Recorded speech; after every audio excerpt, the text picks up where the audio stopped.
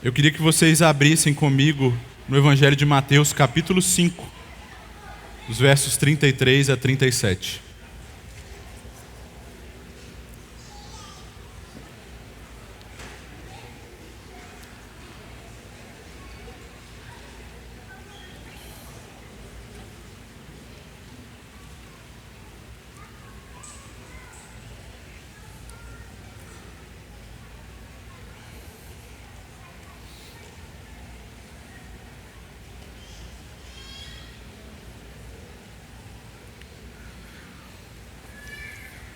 Queridos, é um imenso privilégio para mim estar aqui.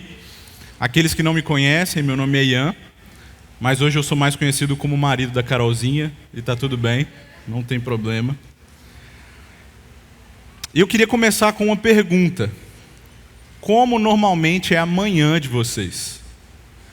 Vocês dormem 8 horas por noite, acordam dispostos, prontos para o dia, levantam da cama suavemente, tomam café com a família de vocês e se arrumam calmamente para sair para o trabalho, ansiosos por uma semana produtiva. Se essa for a realidade de algum de vocês, me liga durante essa semana, que você precisa me ensinar algumas coisas. A verdade, por outro lado, infeliz, é que a maioria de nós vive uma rotina diferente. Nós acordamos assustados com o despertador, nós levantamos da cama às pressas, nós comemos um sanduíche enquanto vestimos a roupa e saímos de casa rapidamente, sempre com a sensação de que nós estamos esquecendo a porta destrancada ou o fogão aceso. E talvez durante a semana, quando alguém pare você e te pergunte como está a sua vida, a sua resposta seja comumente: está uma correria. Pensando nisso, e por causa dessa realidade tão comum, essa série de mensagens foi idealizada. Cada dia importa. Ao se aproximar do final do ano, nós precisamos refletir como nós temos gerido o nosso tempo, como nós iremos gerir os nossos dias para o próximo ano. Uma reflexão honesta que traz uma reorientação para as nossas vidas. Afinal, os nossos dias não devem ser vividos de qualquer forma. Eles devem ser vividos para a glória de Deus e de maneira ordenada. Então nós vamos entender a partir da Escritura Sagrada o que significa produtividade. Se há de fato sabedoria na Bíblia para nós acerca desse assunto. E eu já adianto que há sim. A finalidade é muito simples. Nós queremos oferecer ajuda para que juntos a gente aprenda a aproveitar o nosso tempo e a nossa energia em direção às coisas mais importantes da nossa vida. E para começo de conversa, é necessário que a gente perceba a conexão entre produtividade bíblica e a nossa palavra, o nosso compromisso. Tudo se inicia com os nossos compromissos. Tudo se inicia com o que nós nos comprometemos a fazer. E o Senhor Jesus tem algo muito importante a nos dizer sobre isso. Então volte seus olhos agora para o texto, Mateus capítulo 5, dos versos 33 ao 37.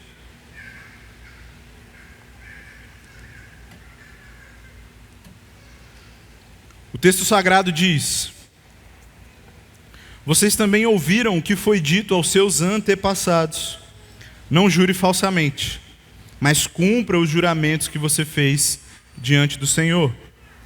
Mas eu lhes digo: não jurem de forma alguma, nem pelos céus, porque é o trono de Deus, nem pela terra, porque é o estrado dos seus pés, nem por Jerusalém, porque é a cidade do grande rei. E não jure pela sua cabeça, pois você não pode tornar branco ou preto nem um fio do seu cabelo. Seja o seu sim, sim, e o seu não, não. E o que passar disso vem do maligno. Vamos orar outra vez? Senhor, nos dê graça nesse momento.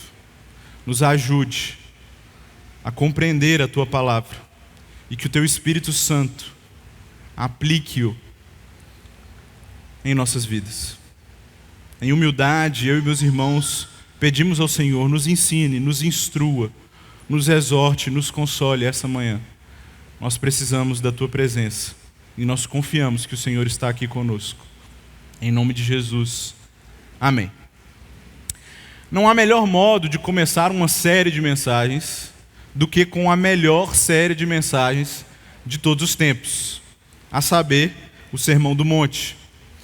Esse sermão de Jesus está localizado no início do seu ministério, na província da Galileia, quando ele está, a partir de então, ensinando, transmitindo aos seus seguidores como eles deveriam viver de acordo com o reino de Deus. Que tipo de caráter os discípulos de Jesus deveriam ter?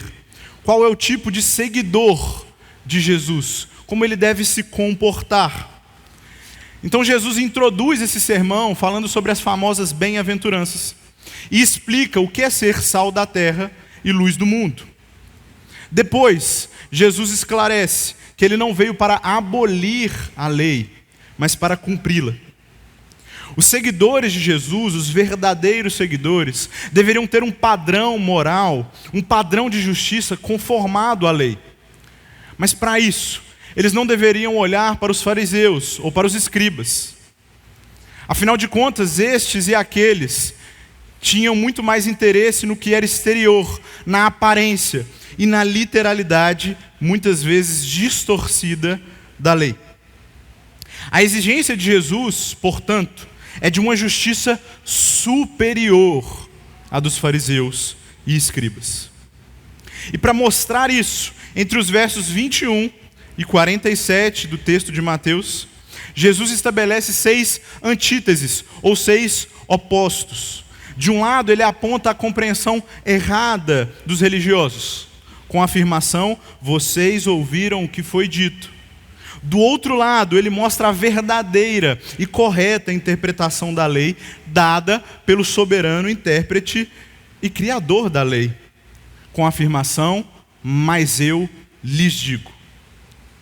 Sobre isso, nos interessa olhar com cuidado apenas a porção dos juramentos que nós lemos, dos versos 33 a 37, onde o contraste que Jesus cria é o seguinte: os religiosos disseram, cumpram os juramentos feitos diante do Senhor. Mas Jesus nos diz, em outras palavras, que todos os nossos compromissos são assumidos diante de Deus. Eu vou repetir, gente. Todos os nossos compromissos são assumidos diante de Deus. Vamos entender esse texto, então, e esse ensino, ponto a ponto aqui no Evangelho de Mateus. Primeiro nós lemos, vocês também ouviram o que foi dito aos seus antepassados. Não jure falsamente, mas cumpra os juramentos que você fez diante do Senhor. Essa sentença que Jesus traz à tona era comum no mundo judaico. Mas nós não encontramos com exatidão essa sentença no Antigo Testamento. É certo que é uma paráfrase dos ensinos da lei. É certo que comumente os religiosos e os rabinos usavam essa sentença específica. Não jure falsamente, mas cumpra os juramentos que você fez diante do Senhor. Mas a gente encontra esse ensino em Levítico 19:12, por exemplo, que diz, não jurem falsamente pelo meu nome. E também encontramos algo similar em Números 30, verso 2, que diz, quando um homem fizer um juramento que o obrigar a algum compromisso, não poderá quebrar a sua palavra. Com base nesses textos, com base no entendimento da lei, os rabinos formularam então essa sentença que ficou comum aos ouvidos daqueles que estavam na plateia de Jesus, comum aos judeus daquele período, como se fosse um resumo, um entendimento objetivo e claro sobre o juramento. E à primeira vista, queridos, não tem problema nenhum aqui.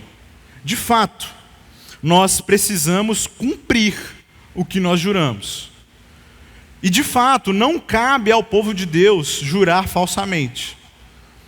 Ou seja, Jesus não está falando contra a lei, mas contra uma leitura equivocada feita a partir da lei. Para vocês entenderem melhor, nos documentos da tradição judaica, a Mishnah, existe lá um tratado sobre os juramentos. E lá existe uma espécie de hierarquia dos juramentos. Então não é segredo para ninguém que o povo judeu tinha muito zelo pelo nome de Deus. Portanto, eles não proferiam o nome de Deus em qualquer circunstância. Aliás, eles evitavam ao máximo usar o nome do Senhor. E quando eles iam fazer juramentos, eles preferiam jurar por outra coisa, para não usar o nome de Deus. Jerônimo, um historiador da patrística, registra no século IV que os judeus sempre tiveram o péssimo costume de jurar em nome dos elementos da natureza. E como Jesus nos revela aqui, eles juravam pelo céu, juravam pela terra, por Jerusalém, pela própria cabeça. E por causa disso, alguns juramentos podiam ser descumpridos. Afinal, eles não estavam jurando pelo nome de Deus, ou por causa ou em nome de alguma coisa sagrada. Se você jurar por Y, você pode descumprir.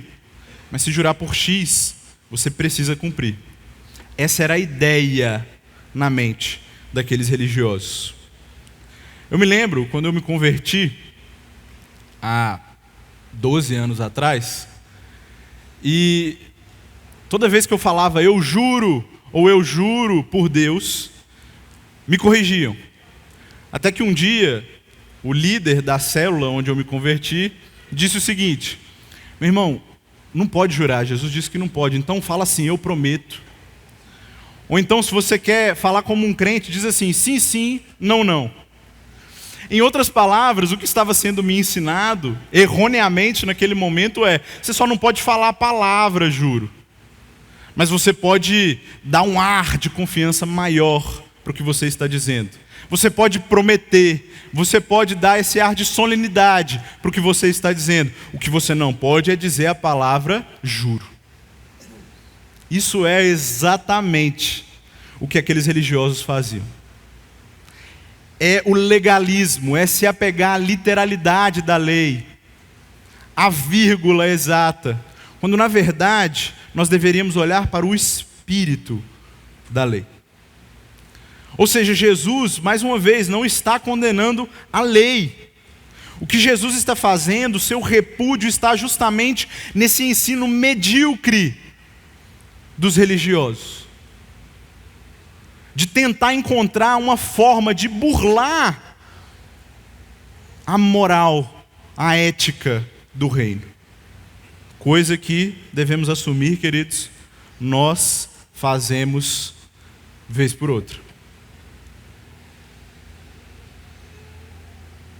Mas Jesus, então, explica, a partir de agora, como esta lei, como este mandamento, como essa ordenança deveria ser entendida e seguida.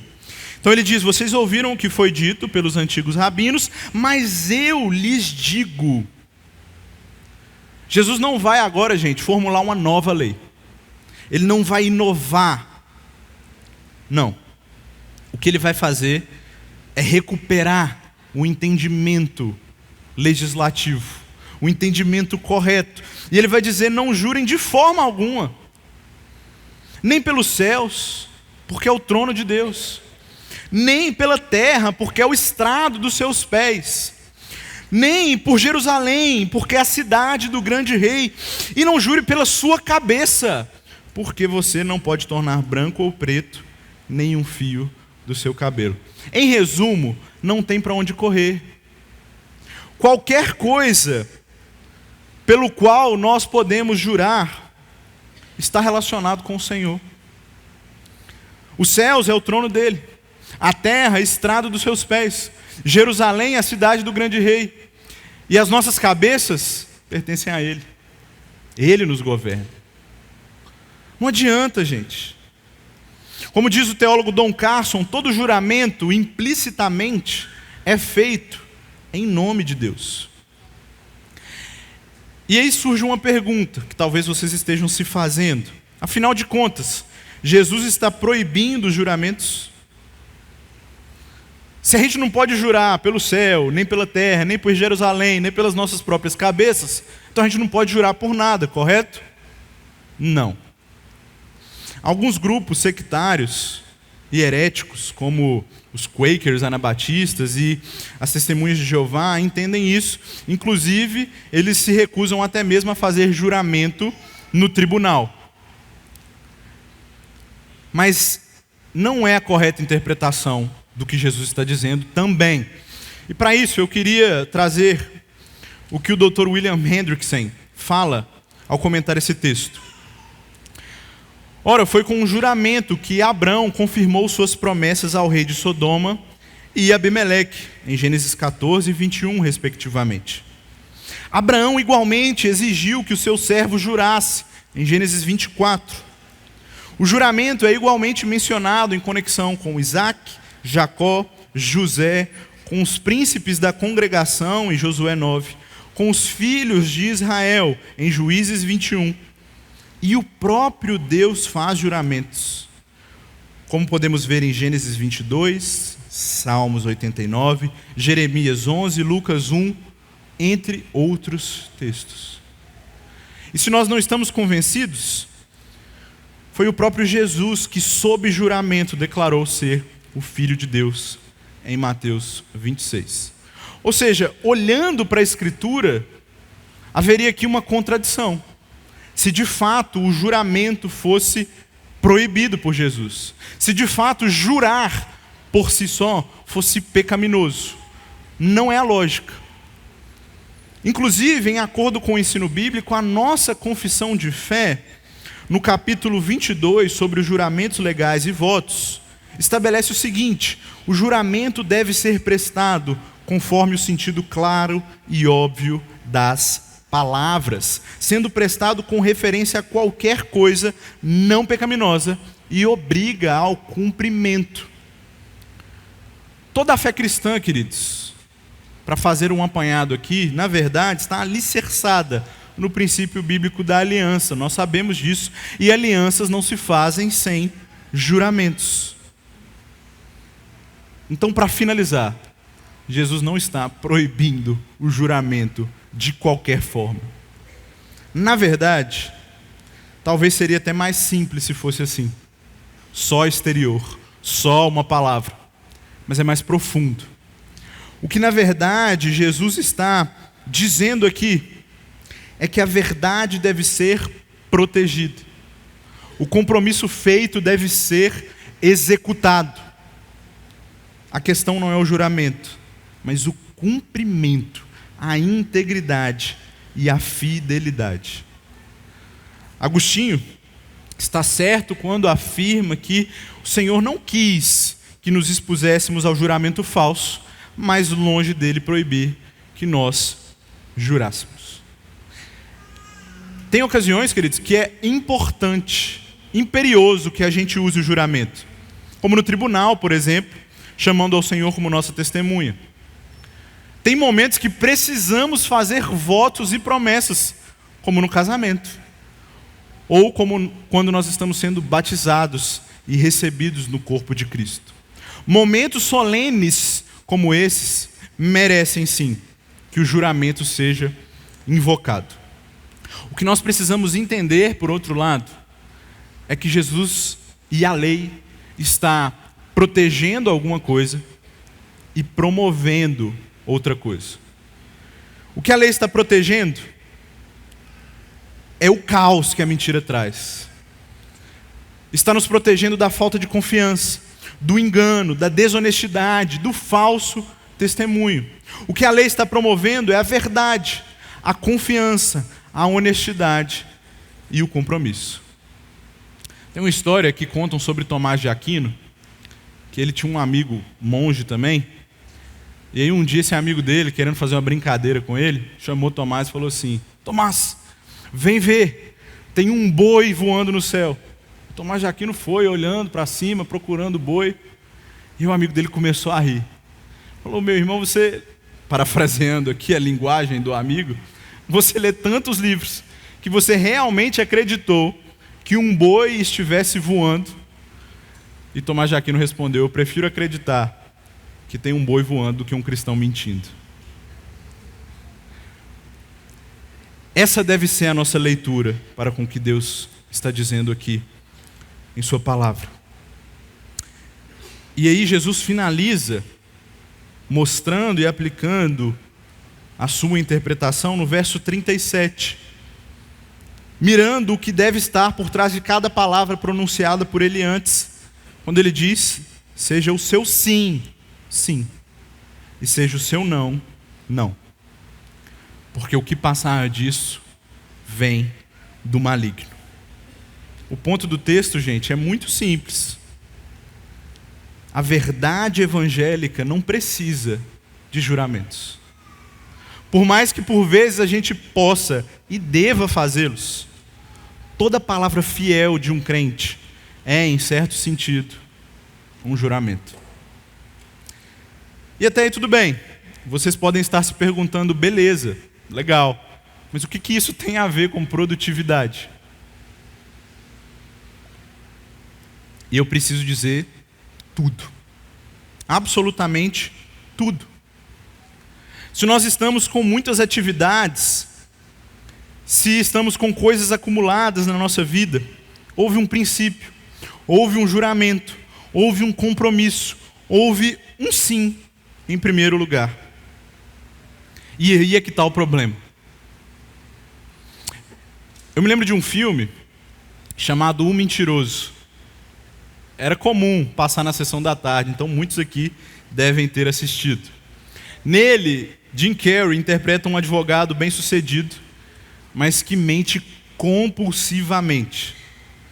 Ele vive fazendo promessas que não pode cumprir ao seu filho e vive dando desculpas esfarrapadas por causa da sua ausência e por causa das suas mentiras. Até que um dia, o filho dele faz um pedido e sopra uma vela de aniversário. E o pedido é para que o pai fale sempre a verdade. E esse desejo se torna realidade, queridos. E aí o filme brinca com isso, mostrando como a verdade pode ser muito perigosa, principalmente para um advogado. Mas a grande questão... Estou brincando, viu, gente? Mas a grande questão é que, de fato, a verdade pode ser perigosa. Principalmente para nós, quando dizemos muitos sims, quando nos comprometemos demais. Ela é perigosa porque nós precisamos, como cristãos, fazer aquilo que nós nos comprometemos a fazer. Ela é perigosa porque nós devemos executar as atividades com as quais nós nos comprometemos. Não existe um talvez, não existe um meio termo. Sim, sim, e não, não. E infelizmente, a gente descumpre. O nosso sim vira não, o nosso não vira sim. Por causa das inúmeras atividades que nós temos, nós ficamos confusos, atordoados, fazemos escolhas, muitas vezes magoamos pessoas pela nossa falta de compromisso e, acima de tudo, gente, pecamos contra o Senhor. Brandon Crow, autor do livro que dá título a essa série, inclusive, ele explica o seguinte: ser produtivo, a partir de uma perspectiva bíblica, não significa buscar primeiro os nossos próprios interesses. Por outro lado, ao assumirmos compromissos, nós precisamos pensar no resumo da lei. Qual é? Amar a Deus e amar ao próximo. Amar a Deus, como nós lemos em João 14, é obedecer a Deus. É dizer a verdade, cumprir a verdade, para ouvir do nosso Senhor, servo bom e fiel.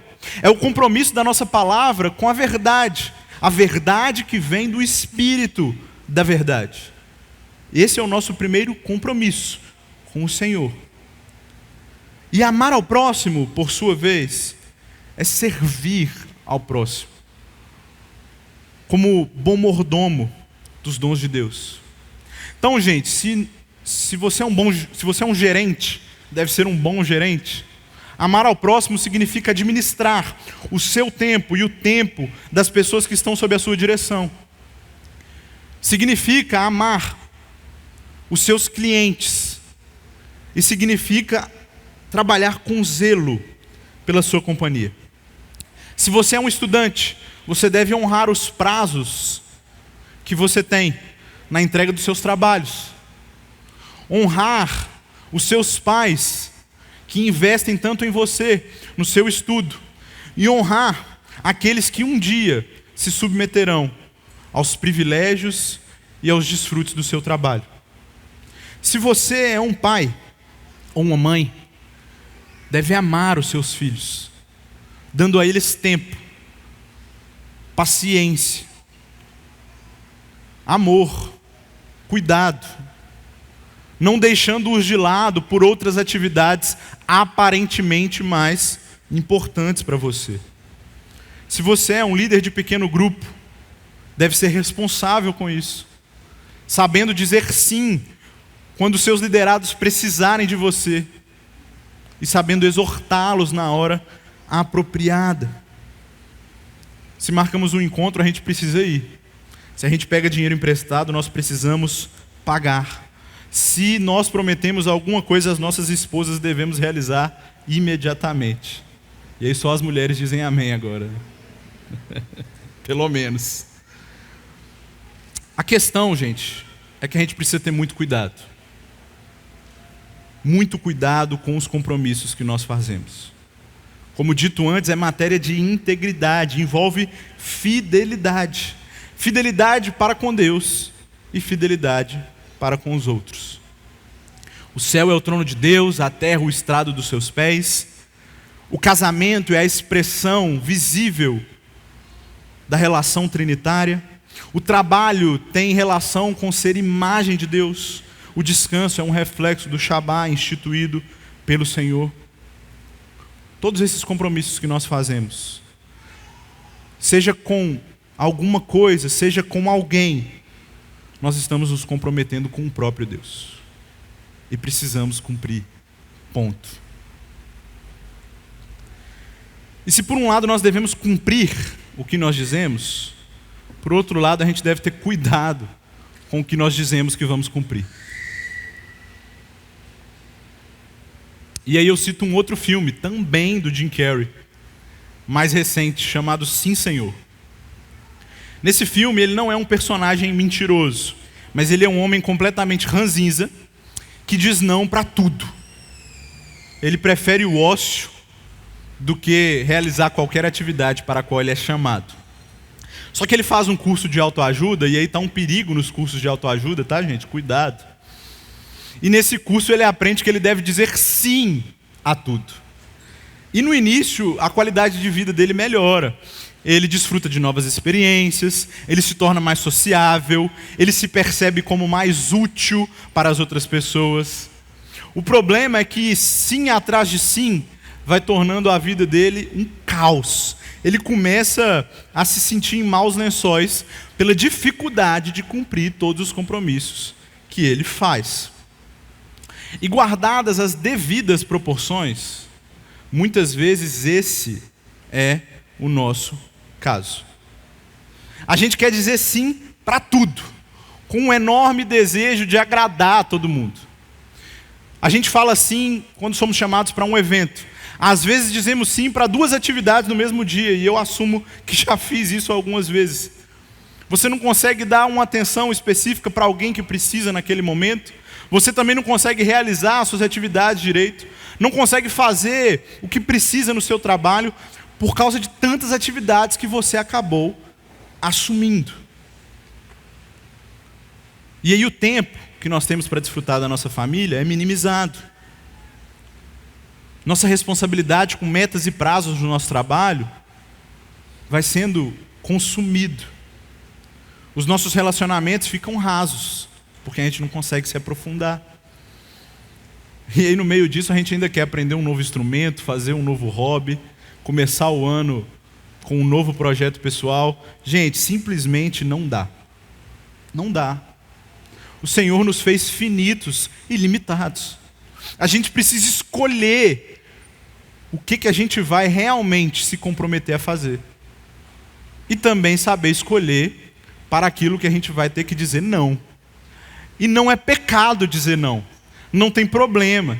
Talvez alguma pessoa possa ficar chateada no início, mas está tudo bem. A gente precisa, pelo menos, deixar muito claro que nós não estamos prontos, dispostos ou com tempo suficiente para cumprir um compromisso. Isso é prevenir. É dizer não antes. É não se comprometer.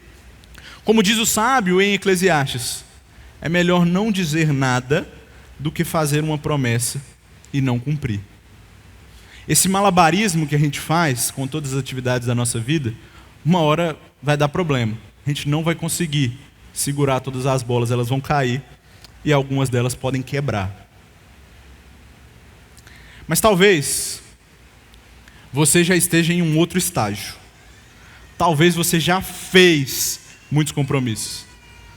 Talvez você já disse sim incontáveis vezes. E agora? O que você vai fazer? O que eu posso fazer no meio disso? No meio dessa tempestade, dessa onda de atividades? Eu quero dar uma sugestão. Muito prática, inclusive. Faça uma lista. Uma lista de todos os seus compromissos. Enumere essa lista de acordo com a prioridade de cada atividade e também com os prazos com os quais você se comprometeu. O que precisa ser feito hoje? O que precisa ser feito amanhã, de manhã? O que você precisa fazer urgentemente? Qual é a sua prioridade? E não é a sua prioridade apenas, mas a sua prioridade de acordo com a palavra de Deus. O que o Senhor nos diz que é a nossa prioridade. Gente, a gente não precisa de mais um curso. Sinceramente, não precisamos de mais um livro de autoajuda, de produtividade, de gerenciamento de tempo. Nós encontramos aqui, na Escritura, instrução suficiente para isso. Sabe o que é importante para a gente hoje? Retomar nossa leitura da palavra do Senhor. Retomar nossa vida de oração. É importante que amanhã você cumpra os prazos do seu trabalho e seja diligente na sua atividade. É imperioso que você durma toda noite. E é inegociável que você venha cultuar o Senhor. Existem prioridades muito claras para nós, que não são negociáveis, que a gente não pode excluir, que não dá para deixar de lado. E isso a gente precisa fazer hoje. Então, se for o caso, querido, você não precisa marcar mais um café essa semana. Você não precisa conhecer uma pessoa nova agora, exatamente. Algumas coisas dá para esperar. E se sua vida está tão desordenada, está tudo bem. Coloque isso em pauta como uma atividade seguinte. Mas não assuma mais um compromisso agora. É muito comum que a gente termine aqui o culto, encerre, encontre algumas pessoas e faça promessas vazias, né? Vamos tomar um café essa semana, vamos se encontrar. Eu não estou falando de ninguém especificamente, eu mesmo já fiz isso algumas vezes, infelizmente. Mas isso revela a nossa cultura de muitas vezes fazer compromissos que sabemos que não vamos cumprir. Eu vou te ligar essa semana, meu irmão. Eu vou orar por você. Eu vou te visitar. Eu sou de Minas, gente. Então lá, quando a gente encontra alguém na rua, existe uma frase. Se você for para lá, você vai já saber como se falar a linguagem do mineiro. E é: passa lá em casa, qualquer hora. Só que ninguém passa, né? Ou quando passa, você é surpreendido, não tem nenhum café para oferecer. São promessas vazias, compromissos vazios.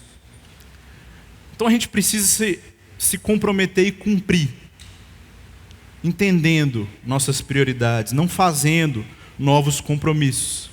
Em outras palavras, diga sim para o que precisa ser dito sim, e diga não para o que precisa ser dito não. Amém, queridos?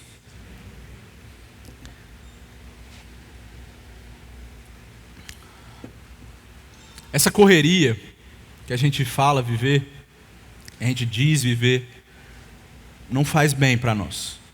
Isso é um fato. Nós estamos sobrecarregados, muito cansados. Ontem, abrindo um grande parênteses aqui, eu estava no barbeiro e ele me falou o seguinte: cara, minha filosofia de vida é fazer muita coisa e ser medíocre em tudo. Não é isso que o Senhor quer de nós. Ele quer que a gente faça bem feito, muito bem feito, aquilo que nós nos comprometemos a fazer. Só que a gente está vivendo desse jeito, mundano, secular, pecaminoso. A boa notícia é que, apesar da nossa vida conturbada, o Senhor está conosco. Por trás da nossa falta de tempo está o dono do tempo. Aquele que não apenas criou o tempo, mas que se submeteu ao tempo, na pessoa de Jesus. O Senhor poderia se ocupar de muitas atividades, muitas coisas, mas Ele priorizou o que era mais importante. Jesus soube lidar com as distrações da rotina, trabalhou, mas sem ficar com pressa. Buscou silêncio e descanso no momento apropriado. E principalmente, Jesus se comprometeu de forma fiel com a nossa salvação. Olha para o exemplo de Cristo, queridos. O que Ele veio fazer, Ele fez com produtividade. Ele tinha uma lista de tarefas, mas Ele também tinha espaço para flexibilidade. Ele geria o seu tempo de tal forma que, enquanto estava indo para um lugar, Ele podia parar para curar. Ele geria o seu tempo de tal forma que Ele veio aqui apenas e em última instância para nos salvar do inferno, mas Ele tinha tempo para conversar com pecadores. Ele precisava fielmente cumprir o seu ministério, pregar a boa nova, mas Ele tinha tempo para ir a uma festa de casamento. Esse é o exemplo do nosso Senhor. Mas como nós podemos fazer isso? Como nós podemos seguir o exemplo de Jesus com o seu auxílio? Apenas com a sua ajuda. O nosso Deus não é homem para que minta, queridos. Pelo contrário, o sim dele é sim de verdade. O que Ele promete, Ele cumpre. Em Gênesis 3,15, Ele nos diz que da descendência da mulher viria o nosso Salvador, e veja só, Ele cumpriu a sua palavra em Cristo Jesus. O que Ele diz se torna real. O que Ele promete, Ele cumpre. Esse é o nosso Deus, fiel à sua própria palavra. Aquele que não falha nos juramentos que faz. Aquele que cumpre cabalmente tudo o que diz que vai fazer. E Ele nos disse que nós teríamos conosco o auxiliador, o Espírito Santo. O Espírito de Deus é quem nesta manhã pode aplicar tudo que foi pregado aqui ao seu coração.